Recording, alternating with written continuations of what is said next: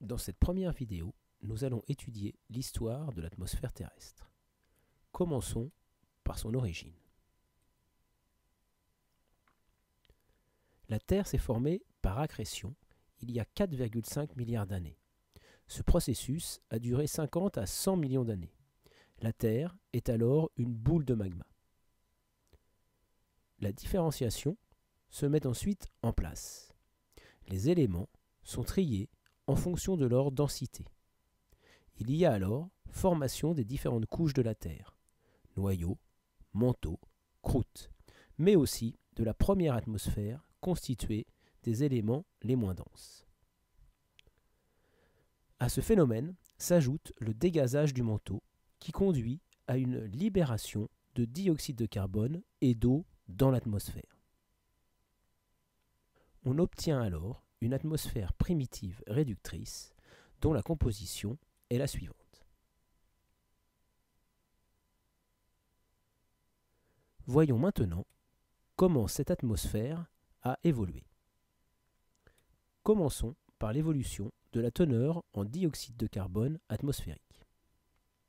Tout débute par la condensation de l'eau atmosphérique qui conduit à la formation des océans. La teneur en eau atmosphérique diminue alors. Le CO2 atmosphérique peut alors se diffuser dans l'eau des océans et être piégé dans les carbonates.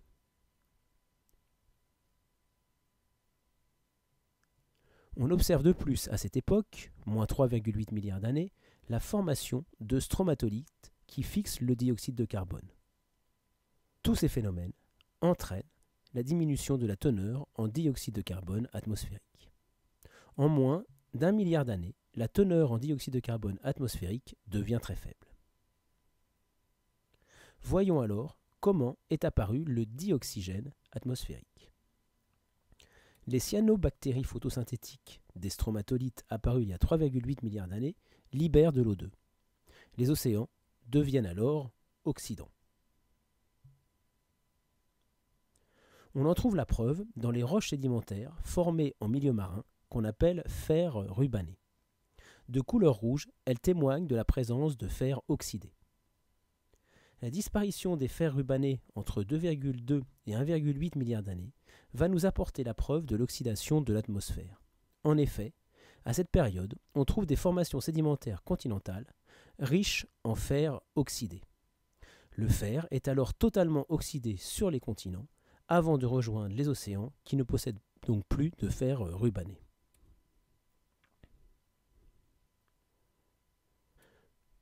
L'O2 est alors présent dans l'atmosphère qui devient oxydante. En bilan, étudions ce schéma. L'atmosphère primitive est apparue suite au dégazage du manteau. Par la suite, l'eau atmosphérique se condense et forme les océans qui vont alors piéger le dioxyde de carbone sous forme de carbonate.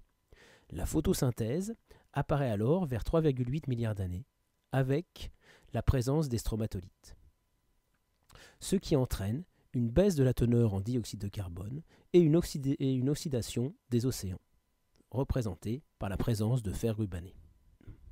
Une fois l'océan saturé en O2, le dioxygène se diffuse dans l'atmosphère vers 2 milliards d'années, comme le prouvent les paléosols rouges. La composition actuelle de l'atmosphère s'établit il y a 750 millions d'années environ. Elle est de 21% de dioxygène, 78% d'azote, 0,04% de dioxyde de carbone et le reste est constitué de gaz rares.